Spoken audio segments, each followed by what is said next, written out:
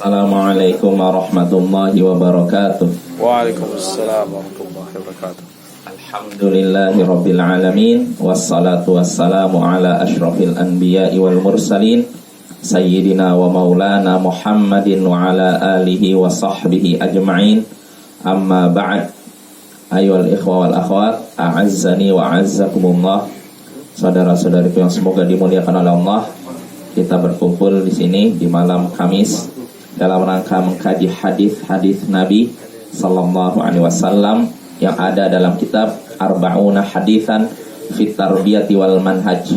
40 hadis dalam masalah pendidikan dan manhaj karya Syekh Dr. Abdul Aziz As-Sadhan hafizahullahu taala. Ya, pada pertemuan sebelumnya kita sudah masuk hadis al-hadits as-sabi' asyar, hadis ke-17. Betul? Betul. Ya, kita sudah masuk faedahnya. Jadi saya bacakan dulu hadisnya supaya jelas apa yang kita bahas. Kata Syekh Abdul Aziz As-Sadhan hafizahullah, al-hadits as-sabi' asyar, hadis ke-17. An Abi Umamah radhiyallahu taala anhu qala, dari Abu Umamah semoga Allah yang maha tinggi meridhoinya, dia berkata, qala Rasulullah sallallahu alaihi wasallam, Rasulullah sallallahu alaihi wasallam bersabda, alaikum biqiyamil lail, hendaknya kalian melaksanakan salat malam, fa inna da'bus salihin qablakum, karena salat malam ini adalah kebiasaan orang-orang soleh sebelum kalian, wa qurbatun ilallahi ta'ala, dan itu juga amalan yang mendekatkan diri kepada Allah yang maha tinggi, wa manhatun 'anil itsm, dan itu juga mencegah dari perbuatan dosa, wa takfirun lisayyi'at, dan menghapuskan kesalahan. Hadis ini diriwayatkan oleh Imam Tirmidzi, Al-Hakim wal Baihaqi, dan Imam Baihaqi, dan dinyatakan sahih oleh Imam Al-Hakim dan disetujui oleh Imam Az-Zahabi, serta dinyatakan hasan, bisa baik, oleh Al-Hafidz Al-Iraqi dalam kitab Takhrij Ihya Ulumuddin. Ya, ini berarti kesimpulannya hadisnya bisa diterima, ya. Nah, pada pertemuan sebelumnya sudah kita bahas beberapa faidah terkait hadis ini, ya.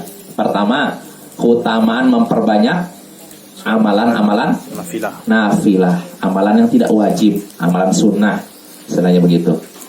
Karena amalan sunnah itu akan apa? Di antara faidahnya menutup kekurangan dalam kewajiban yang kita kerjakan. Kita melaksanakan kewajiban, kadang kita kurang sempurna, entah karena kurang ikhlas atau kurang khusyuk, kurang semacamnya. Maka amalan nafilah inilah yang akan menutup apa? Kekurangan tersebut. Itu faedah pertama. Lalu faedah berikutnya yang disebutkan oleh Syekh di sini. Oh, kita baru faedah kedua, ya? Iya, ini belum faedah ketiga. Ya, saya baca lagi di sini. Kata Syekh Dr. Abdul Aziz, wa fihi, dan dalam hadis ini juga terdapat keterangan anna du'atal khair aulan nasi biqiyamil lail, bahwasanya dai yang mengajak kebaikan, orang-orang yang mengajak kebaikan adalah orang yang paling pantas untuk mengerjakan salat malam. Artinya orang yang mengajak kepada kebaikan bukan orang awam, mereka harusnya lebih semangat melaksanakan salat malam dibandingkan orang awam. Ya, orang yang sudah belajar, udah ngaji sunnah istilahnya, harus semangat mempraktekkan sholat sunnah, terutama sholat malam, Bapak-bapak, ya. Qala Ibnu Mas'ud radhiyallahu taala anhu, Ibnu Mas'ud semoga Allah meridainya, berkata, yanbaghi lihamil qur'ani an yu'rafa bilailihi idzan nasu naimun. Sepantasnya bagi orang yang mengusung Al-Qur'an, maksudnya siapa? Para penghafal Quran, ulama dan semacamnya. Hendaknya bagi orang yang mengusung Al-Quran dikenal sholat malam, atau diketahui melaksanakan sholat malam tatkala orang-orang sedang tidur. Jadi harus punya perbedaan. Jangan sampai orang awam dengan orang belajar sama saja. Jadi bapak-bapak yang sudah belajar, udah ngerti sunnah, ngerti dakwah tauhid, harus berbeda dengan orang awam. Harus ada kelebihan dari sisi apa? Ibadah, ya. Makanya kata Imam Az-Zahabi, sifat penuntut ilmu, di antara sifat penuntut ilmu yaitu dua. Hendaknya orang penuntut ilmu, kita semua penuntut ilmu kan? Ya. Ya tidak. Maka dia seorang yang harus abid, hendaknya abid plus semangat dalam menuntut ilmu. Sifat seorang penuntut ilmu adalah abid. Abid artinya ahli ibadah, rajin ibadah plus semangat dalam belajar, semangat dalam mencari ilmu. Ini penuntut ilmu yang sesungguhnya, pencari ilmu yang sesungguhnya. Jadi Bapak-bapak, dalam belajar agama jangan setengah-setengah. Karena kalau kita mencurahkan seluruh waktu kita, kemampuan kita, pikiran kita, itu ilmu yang kita dapat pun, ilmu yang kita dapatkan itu tidak sampai semuanya. Ya tidak? Ya. Kalaupun kita mencurahkan seluruh waktu kita, pikiran kita, otak kita, dan waktu kita untuk mencari ilmu, tetap saja tidak sampai semua ilmu bisa kita dapatkan. Apalagi kalau yang kita keluarkan cuma setengahnya, seperempatnya, ya. Maka hendaknya kita semangat ya. Tapi tentunya ini disesuaikan dengan kemampuan kita masing-masing. Jadi nggak bisa dipaksakan antara satu orang dengan orang lain sama. Ya kalau ada yang bisa, misalkan contohnya di sini 4 kali seminggu, ya, alhamdulillah manfaatkan 4 kali seminggu. Tapi kalau bisanya cuma 3 kali seminggu, nggak masalah. Nggak bisa 2 minggu 2 kali seminggu, nggak masalah. Nggak bisa 1 kali seminggu, 1 kali seminggu nggak bisa. Masalah. Ya artinya kan kita dalam sehari 24 jam, ya tidak? Nah, 24 jam kali 7 berapa tuh? 7, 140, 189 jam kan? Nah, yang diambil dalam seminggu cuma 1 jam. Setengah jam, 40 menit lah. Ya, bahkan 40 menit. Ya, anggap 189 jam dikurangi 1 jam. Masih sisa 188 jam. Dikemanakan ini? Artinya kita ya minimal itulah semangat ya. Jadi waktu kita tuh banyak. Dalam sehari saja 24 jam kan. Kalaupun setiap hari belajar 1 jam, yang tersisa 23 jam. 23 jamnya kemanakan? Ini akan ditanyakan di akhirat Bapak.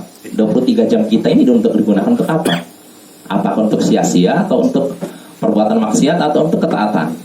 Makanya kita manfaatkan waktu yang tersisa itu. Kalau anggap kita 24 jam untuk kerja, misalkan pagi sampai sore, berapa dari jam 8 sampai jam, biasanya sampai jam berapa standar ini? Jam 4 ya, 8 jam. Nah, berarti kan 24 kali 8 berapa? 16 jam. Nah, sisa 16 jam untuk apa? Tidur semuanya? Nggak mungkin kan? Tidur 5 jam. Tidur 5 jam, 11 jam. 11 jam untuk apa ini? Kalau makan 2 jam. Niatnya juga ibadah. Bagus, itu termasuk amalan yang mulia. Tapi tetap menuntut ilmu harus diperhatikan. Karena kalau orang cuma ibadah tanpa ilmu, setan mudah menyesatkan dia dari jalan yang lurus. Kayak kata Imam Ibnu Jauzi dalam kitab Talbis Iblis, in i'lam, kata beliau apa? Anna awwala talbis iblis 'alan nas sadduhum 'anil ilm. Ketahuilah perangkap iblis yang dia berikan kepada umat manusia yaitu menghalangi mereka dari ilmu. Kenapa? Fa innal ilma nurun, karena ilmu itu cahaya. Fa idza atfa'a masabihahum khabbatuhum fi dhulmi kaifa syaa. Kalau setan atau kalau iblis sudah memadamkan cahaya manusia, dia punya cahaya lalu dipadamkan, maka dia bisa menyesatkan mereka dengan cara apapun yang dia suka. Bisa menyimpangkan dia, menyesatkan dia dengan cara apapun yang dia suka. Artinya ilmu inilah yang bisa mengarahkan kita. Jadi kalau kita udah punya ilmu, saya mau pergi ke Bukit Tinggi, sudah tahu jalannya, tinggal telusuri kan. Bisa jalan kaki kah, bisa naik motor kah, bisa naik mobil. Tapi kalau saya tidak tahu arah, asal jalan, nanti nyampenya mana? Pariaman atau pesisir nanti kan? Atau muka-muka sana di sana kan? Nah itulah artinya ilmu itu penting Bapak ya. Ilmu, amal, lalu sampaikan, lalu sabar. Ini kan kewajiban seorang muslim kan, sudah kita bahas ya. Al-usul thalatha ya. Makanya kita semangat. Jadi sehendaknya kita sediakan waktu kita untuk belajar semampu kita ya. Belajar nggak butuhkan waktu banyak. Kalau misalnya di sini kan belajar 4 kali seminggu. Nah, sisanya kan masih ada nih. 3 hari kan. Sediakanlah waktu walaupun 10 menit. Misalnya untuk baca apa, menambah ilmu kita atau dengar ceramah. Itu udah faidah. Hendaknya kita biasakan gini Bapak. Setiap ada ceramah atau apa, kita catat 3 faidah saja. Saya dengar dari Ustaz ini ada 3 faedah yang disebutkan. 1, 2, 3. Nah, 3 faedah ini kita catat, kita simpan. Nanti kalau sudah 3 pertemuan, sudah ada 9 faedah. Atau 4 pertemuan nih, sudah ada 12 faedah. 12 faedah dikalikan sebulan, 48 faedah. Dikalikan setahun, udah berapa itu? Udah banyak kan? Udah 500 lebih kan? Udah 1 kitab itu. Nah, itu udah orang yang sudah punya faedah 500. Ini bukan cuma belajar, saya belajar sama dia. Orang dalam kepalanya udah ada 500-an faedah kan? Nah, ini udah pantas untuk kita belajar pada dia. Artinya ini udah faedah seperti ini, faedah ilmu ini lebih berharga daripada dunia dan seisinya, Bapak ya. Hendaknya kita semangat ya dalam mencari ilmu, mengikatnya dan menyebarkannya. Ya, ini kita lanjut lagi. Jadi kata Syekh tadi sekali lagi bahwasanya orang-orang yang mengajak kepada kebaikan adalah orang yang paling pantas untuk melaksanakan sholat malam ya, dibandingkan orang yang tidak mengajak kepada kebaikan. Lalu pada pertemuan sebelumnya, ini udah dibaca Bang. Sampai Imam Ahmad. Imam Ahmad ya. Ya udah, saya baca, nggak usah dibaca ya, saya jelaskan aja. Jadi di Syekh ini menyebutkan bahwasanya di zaman Imam Ahmad ada seseorang yang nginap di rumah Imam Ahmad. Lalu Imam Ahmad menyediakan apa? Air untuk wudhu. Nah, orang ini berkata, "Falam akum bil-lail walam asta'milil ma." Akhirnya aku tidak sholat malam dan tidak menggunakan air tersebut. Ya. Falamma asbahtu, tatkala aku bangun di pagi hari, qala liyal imam, maka Imam Ahmad bertanya kepadaku. Kadang lihat airnya masih utuh. Lima lam tasta'milil ma. Kenapa engkau tidak memakai air itu? Fastahyaitu wasakattu. Maka orang itu diam dan malu dan diam, tidak menjawab apa-apa. Faqal, maka Imam Ahmad pun bisa mengira apa yang ada di kepalanya. Oh, berarti dia diam aja tandanya. Maka Imam Ahmad berkata, "Subhanallah, subhanallah. Maha suci Allah, maha suci Allah." Tandanya apa? Kagum. Oh, bagus gitu. Heran. Jadi subhanallah itu Bapak asalnya untuk pengingkaran. Kalau ngelihat sesuatu yang mengherankan, sesuatu yang dianggap mungkar, subhanallah, subhanallah. Tapi kalau untuk yang bagus, masya Allah. Nah, tapi kalau kita kadang kebalik ya. Ketika menyaksikan yang bagus, subhanallah. Ketika menyaksikan yang buruk, masya Allah, kamu ini nakal sekali. Harusnya kalau nakal, jangan masya Allah, tapi subhanallah, kamu ini kok nakal begini. Nah, itu Bapak. Jadi kalau subhanallah untuk sesuatu yang buruk, kita menyaksikan buruk, mengucapkan subhanallah. Tapi kalau menyaksikan yang baik, masya Allah. Misalkan anak kita pintar ini dalam pelajarannya atau pintar rajin ibadah, masya Allah, kamu ini rajin, masya Allah, bukan subhanallah. Ya, ini asalnya Bapak ya, walaupun kadang pada waktu tertentu bisa jadi tertukar ya. Tapi asalnya begitu. Subhanallah untuk pengingkaran, masya Allah untuk pujian, misalnya gitu. Jelas Bapak? Ya, di sini ketika orang tersebut ditanya, "Kenapa engkau tidak menggunakan air?" Orang itu malu dan diam. Maka Imam Ahmad berkata, "Subhanallah, subhanallah. Ma sami'tu bi sahibi haditsin la yaqumu bil lail." Aku tidak pernah mendengar seorang ahli hadis tidak sholat malam. Artinya itu perbuatan yang tidak pantas. Orang yang bergelut dalam ilmu hadis tapi tidak melaksanakan sholat malam ya. Jadi orang yang bergelut dalam ilmu hadis, ilmu agama secara umum, hendaknya dia rajin melaksanakan sholat malam ya. Tentunya semampunya. Kan sudah kita bahas ya, bisa kalau sholat malam tidak ada batasannya Bapak ya. Tapi kalau sholat witir 11 rakaat. Ya, tapi kalau sholat malam mau lebih dari 20, 40, 1000 silahkan kalau mampu ya. Ya itu. Jadi Imam Ahmad mengingkari seorang yang bangun di malam yang tidur di tempat Imam Ahmad lalu tidak melaksanakan sholat malam. Dan di sini tidak disebutkan namanya. Kenapa? Aib, menjaga nama baiknya. Dan itu dari ucapan Imam Ahmad bisa kita ketahui bahwa orang yang nginap ini bukan orang biasa, tapi seorang ahli hadis. Namun tidak disebutkan namanya demi menjaga nama baiknya. Nah, ini menunjukkan asalnya kalau kita ingin menyebutkan keburukan seseorang yang perlu diketahui oleh umat, maka kita sebutkan saja perbuatannya tanpa menyebutkan namanya. Ini asalnya ya. Kecuali kalau memang mau tidak mau kita harus menyebutkan namanya supaya umat tidak mengikutinya. Nih, maka nggak apa-apa kita sebutkan namanya. Tapi asalnya kita jangan menyebutkan nama. Jelas Bapak ya? Nah, ini kebiasaan Rasulullah SAW seperti itu ya. Nah, itu. Lalu barulah kita lanjut perkataan Syekh di sini. Kata Syekh hafizahullah, wa kana ra'ilul awwalu minas sahabati khususan wa man tabi'ahum bi ihsan min ahrasin nasi ala qiyamil lail.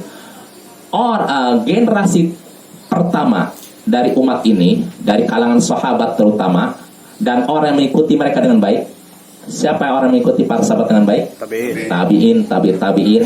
Jadi generasi awal di umat ini adalah orang-orang yang sangat bersemangat melaksanakan sholat malam. Ya, apa buktinya? Kita baca keterangan dari Syekh Abdul Aziz. Kata Syekh ini hafizahullah, qala Abu Zinad, kuntu akhruju minas sahari ila masjidin Nabi sallallahu alaihi wasallam, fala amurru bi baitin illa wa fihi qari. Kata Abu Zinad, aku keluar di waktu sahur. Kapan waktu sahur? Kapan sahur? Awal malam. Akhir malam menjelang subuh ya.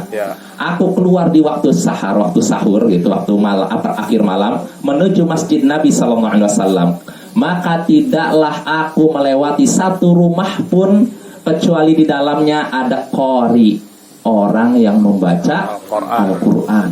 Artinya sholat malam. Lihat tuh. Lihat para ulama terdahulu itu melewati ini. Di rumah ini ada orang baca Quran. Kelihatannya benar-benar hidup kampungnya kan, kota Madinah zaman dahulu. Jadi generasi awal itu memang generasi orang-orang terbaik. Mereka ahli ibadah, orang yang saleh, jauh dari syirik, bid'ah dan maksiat. Makanya Allah puji mereka. Ya tidak? Ya. Generasi awal ini sebaik-baik generasi ya. Ya makanya sampai gitu. Kalau malam itu bacanya dikeraskan.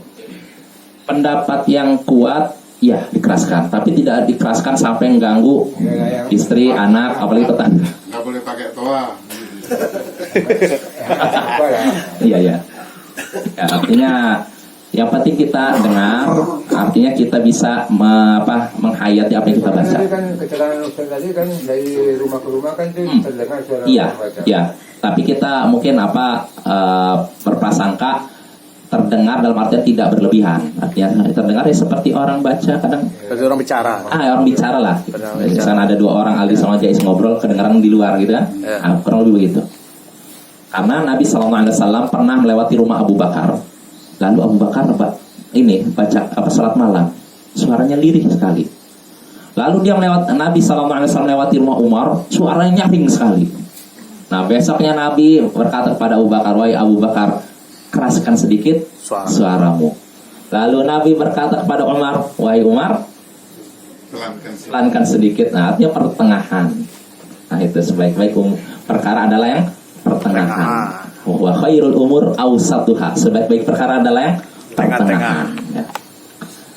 Jelas Bapak? Ya ini para generasi awal dari umat ini ya. Jadi mereka menghidupkan malam dengan baca Quran, dengan sholat. Wa anhu aydan qal, dan dari Abu Zinad juga ia berkata, kunna wa nahnu fityanun nuridu an nakhruja li hajatin fanaqul mau'idukum qiyamul qurra. Dulu waktu kami masih muda, kecil, ya fityan tuh masih muda remaja mungkin ya fityan. Ya nggak mesti remaja, umur 19 atau 15 ke atas lah, orang baru balik lah. Dulu ketika kami masih muda, kami ingin keluar dari rumah karena suatu kebutuhan.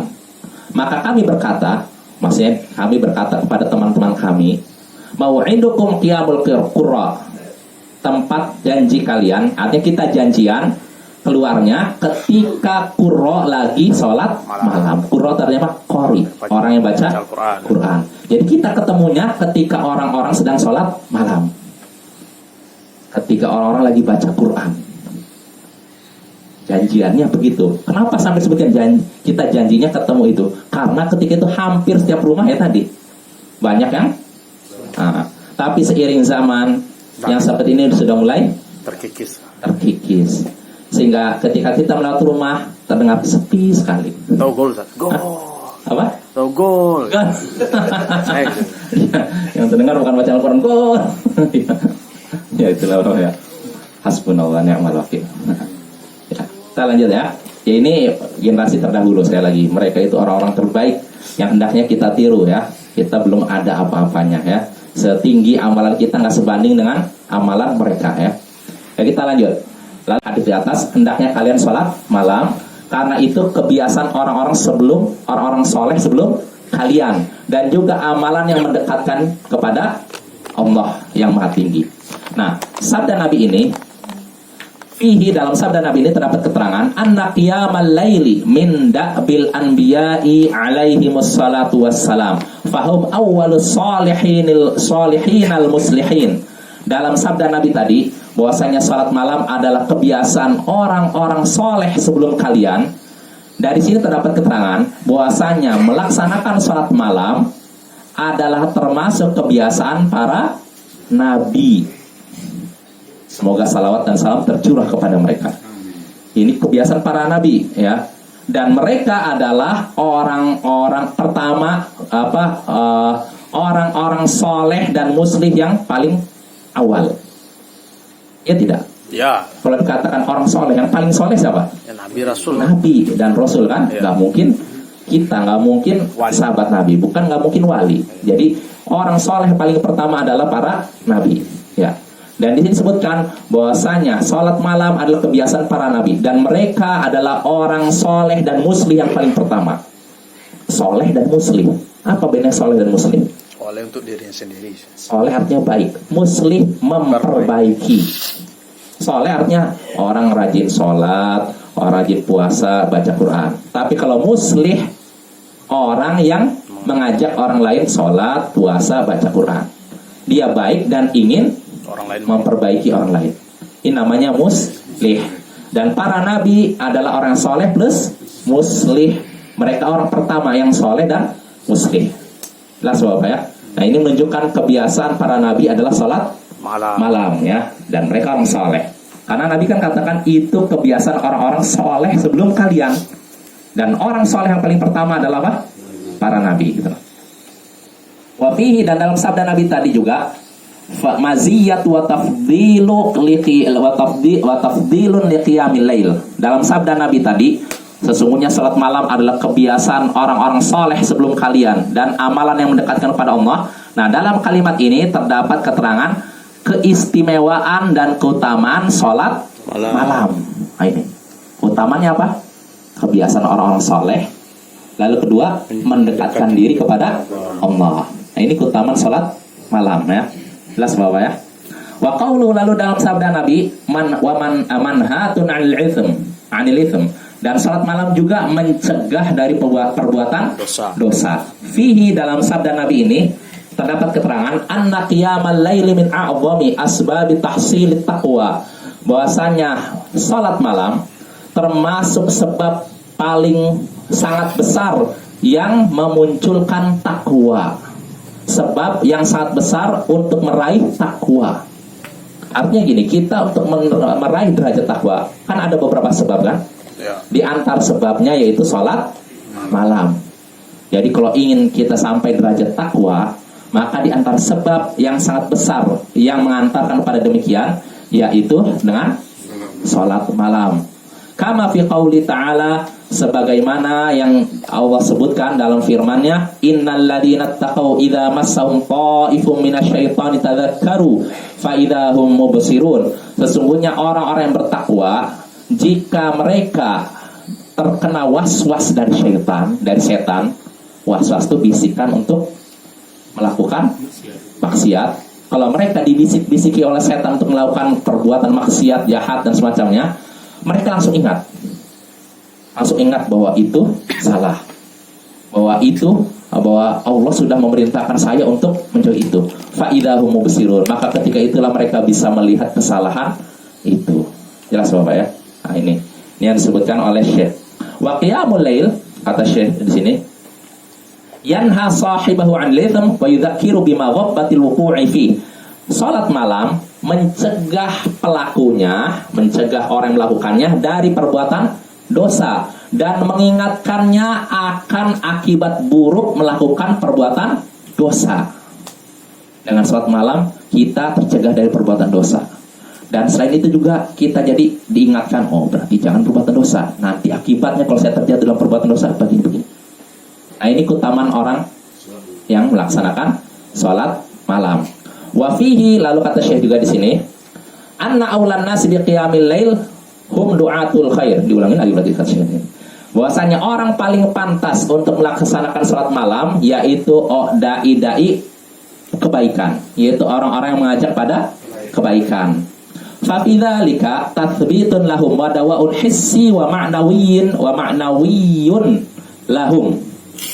Kenapa? Karena dengan salat malam, di dalam salat malam, dengan melaksanakan salat malam itu bisa meneguhkan mereka, menguatkan dai-dai yang mengajak pada kebaikan, meneguhkan mereka, menguatkan mereka. Dan dalam salat malam juga terdapat obat fisik dan hati. Hissi itu sebenarnya konkret, maknawi, abstrak. Artinya apa? Lahir dan batin mungkin gitu ada. Obat lahir dan batin. Artinya kalau orang yang selalu menjaga salat malam, Allah jaga dari penyakit lahir dan batin, terutama batin. Kalau lahir mungkin ya namanya manusia kan kadang sakit kan, tapi kalau batin terjaga insya Allah ya. Tapi bapak-bapak, kalau kita menyaksikan Nabi SAW selama hidupnya sakit berapa kali? Jarang sakit. Jarang kan? Ya, bisa bilang ya, inilah rahasianya. Ya. Kalau orang bangun di malam hari, terutama di sepertiga malam terakhir, sebenarnya itu menyehatkan. Ya tidak? Ya tidak? Ya kan? Makanya saya pernah dengar dari seorang dokter cerita, dia ngasih, saya pernah ngobrol dengan seorang dokter waktu saya kuliah. Jadi kalau di Lipia itu kan di dalamnya ada dokter. Jadi kalau mau berobat gratis, kasih obat pun gratis, nggak bayar gitu. Jadi saya ngobrol sama dia, dok, kalau tidur dalam semalam tuh sebenarnya standarnya berapa jam sih? Katanya dia bilang 8 jam. Wah, enggak. Saya punya teman tidur semalam cuma 2 jam. Cuma 2 jam, ya. Selebihnya dia gunakan untuk sholat malam. Ketika bangun pagi hari sehat saja dia. Padahal ketika itu dokter ini ya udah umur mungkin 50 lewat lah. Dia bilang ngomong gitu, dia tidurnya cuma 2 jam ini, temannya ini, dalam semalam. Tapi ketika pagi hari dia sehat-sehat saja, tidak terlihat loyo dan semacamnya. Nah ini mungkin hikmah dari apa? Salat malam, Bapak. Jadi salat malam itu bisa menguatkan badan dan menyehatkan, terutama di sepertiga malam terakhir. Kalau orang tidur dulu lalu bangun di sepertiga malam terakhir itu sehat. Makanya ada juga seorang dokter, ini nasihatin teman saya. Kalau yang tadi kan saya dengar langsung kan, tapi nasihatin teman saya, dia bilang gini, bagusnya kamu belajar kalau kuliah kan kampus kan belajar kan, jangan dari Isya sampai jam 12 jam 1, jangan. Selesai Isya tidur, nanti bangun jam 1 jam 2 lalu belajar, itu sehat katanya. Sholat malam lalu setelah itu belajar, itu sehat. Jadi nasihat dokter gitu. Jadi tidur dulu baru bangun. Bangunnya setelah lewat pertengahan malam. Nah itu kalau untuk sholat malam, belajar atau apa itu menyehatkan kita. Tapi kalau kita dari awal sampai ini, itu justru bisa merusak tubuh kita. Makanya orang yang suka begadang, terutama untuk maksiat, itu tubuhnya akan rusak, Bapak. Mungkin kalau sekarang belum, tapi kalau udah lewat 10 tahun, 20 tahun nanti akan nampak digerogoti istilahnya kesehatannya dengan penyakit tertentu, Bapak. Maka hendaknya gunakan waktu malam untuk sholat malam ya. Jadi kalau kita tidak terlalu punya hajat, hendaknya selesai Isya tidur, nanti malamnya baru bangun. Kecuali kalau memang kita punya kesibukan ya, mau tidak mau selesai Isya ada kesibukan ya, apa-apa lanjut. Tapi yang idealnya seperti yang disebutkan dalam hadis bahwa Nabi tidurnya di awal malam, bangunnya di akhir malam. Ini keumuman perbuatan Nabi yang sering beliau lakukan. Walaupun kadang beliau sholat witirnya pernah di awal malam, kadang pernah di tengah malam, kadang di akhir malam. Tapi yang paling seringnya akhir malam. Ya. Jelas Bapak ya. Jadi kata Syekh di sini, di dalam salat malam itu terdapat sesuatu yang menguatkan para dai, dan juga terdapat obat lahir dan batin, fisik dan maknawi, fisik dan batin lah istilahnya gitu. Ini terdapat obat lahir dan batin bagi mereka, liyazidu bidzalika nasyatan, sehingga dengan itu bertambah semangatlah mereka. Fayazidum dzalik ba'da aunillahi nashran lil khair, sehingga setelah pertolongan Allah, karena mereka semangat setelah salat malam kan jadi semangat kan, maka dengan itu bertambahlah semangat mereka dalam menyebarkan kebaikan, menyebarkan ilmu. Jadi kalau kita mau semangat dalam menyebarkan ilmu, ya berarti diantaranya caranya apa? Salat malam. Kalau kita sudah salat malam, kita jadi semangat. Kalau udah semangat, kita bersemangat untuk kerja, terus apa, ibadah dan menyebarkan ilmu. Ya, itu seperti ucapan dokter tadi yang saya ngobrol langsung. Dia 2 jam Bapak. Tapi di pagi harinya normal, nggak ada tanda-tanda ngantuk. Luar biasa. Padahal usianya waktu itu dokter itu saya perkirakan udah 50 lewat. Ya, luar biasa itu. Ya, jelas Bapak ya. Ya, jadi kesimpulannya, orang-orang yang paling pantas mengerjakan salat malam adalah apa? Orang-orang yang mengajak pada kebaikan, karena dengan salat malam akan meneguhkan mereka, menguatkan mereka, dan dalam salat malam terdapat obat apa? Lahir dan batin bagi mereka. Ya. Wafil hadis, dan dalam hadis ini juga terdapat keterangan kata Syekh, annal ibadata tazidu sahiba quwwatan hissiyatan wa ma'nawiyatan. Dalam hadis tadi juga terdapat keterangan bahwasanya ibadah bisa membuat pelakunya menjadi makin kuat atau menambah kekuatan fisik dan batin bagi pelakunya. Ibadah bisa membuat pelakunya, membuat orang yang melakukannya menjadi bertambah apa? Sehat, bertambah kuat baik dari sisi fisik maupun batin. Ibadah itu akan menambah kekuatan fisik maupun batin bagi pelakunya. Nah, wa min a'zami dzalik, dan di antara ibadah yang sangat agung yaitu qiyamul lail, salat malam. Ya, berarti salat malam akan menambah apa? Kekuatan fisik dan batin. Fal anbiya'u alaihi wassalatu wassalam aqwan nasi qalban wa badadan, dan para nabi, semoga salawat dan salam tercurah kepada mereka, adalah orang-orang yang paling kuat hati mereka dan juga badan mereka, kuat fisik dan batin mereka nih para nabi. Wahum a'dhamun nasi ta'abbudan, dan mereka adalah orang yang paling kuat dalam beribadah. Ya tidak? Betul tidak? Betul. Ya contohnya nabi kita. Salat malamnya bagaimana? Ya, Ibnu Mas'ud pernah bersama Nabi Hudzaifah ya. Dia salat bersama Nabi. Nabi mulai dengan surat Al-Baqarah. Kata Hudzaifah, kalau udah nyampe ayat 100, Nabi akan ruku. Allahu Akbar. Ternyata Nabi terus. Nah, ketika itu Hudzaifah nanti kalau udah selesai Al-Baqarah, Nabi akan ruku. Ternyata Nabi membaca surat An-Nisa. Kata Hudzaifah, kalau udah surat An-Nisa mungkin Nabi ruku. Ternyata lanjut surat Al-Imran. 3 surat panjang dalam 1 rakaat. Luar biasa. Iya, itu Nabi beliau ketika itu usianya sudah 50 ya. Tapi beliau kuat. Ya, ini yang menunjukkan sekali lagi mungkin rahasianya di antara ini, salat malam ya. Wa min da'bi ibadatin qiyamul lail. Dan kata Syekh di sini di antara kebiasaan ibadahnya para nabi yaitu salat malam ya. Wa min asyawahidi ala quwwati sahibi ta'abbudi aidan, dan di antara bukti yang menunjukkan kuatnya orang yang beribadah, orang yang rajin beribadah, di antaranya itu firman Allah, sabda Nabi sallallahu alaihi wasallam, qaulu sallallahu alaihi wasallam, yaqidu syaitanu ala qafiyati ra'si ahadikum idza huwa nama thalatha uqadin. Setan, jika salah seorang dari kalian tidur, setan akan membuat 3 ikatan di lehernya, di ujung kepala sini, namanya petengkuk ya. Tengkuk ya. Jika salah seorang dari kalian tidur, kata Nabi, maka setan akan membuat 3 ikatan di sininya. Yadribu makanikul uqdatin. Setan membuat 3 ikatan, lalu ikatannya diapakan? Kencangkan ya. Alaika lailun tawil. Ketika setan berkata kepada salah seorang dari kita, udah kamu lanjut aja tidur, kan ini malam yang panjang. enak untuk tidur. Apalagi kalau hujan-hujan, rintik-rintik, tidur aja lanjut. Malam masih panjang, misalnya gitu. Ya, farqud, maka tidurlah. Malam masih panjang, tidurlah.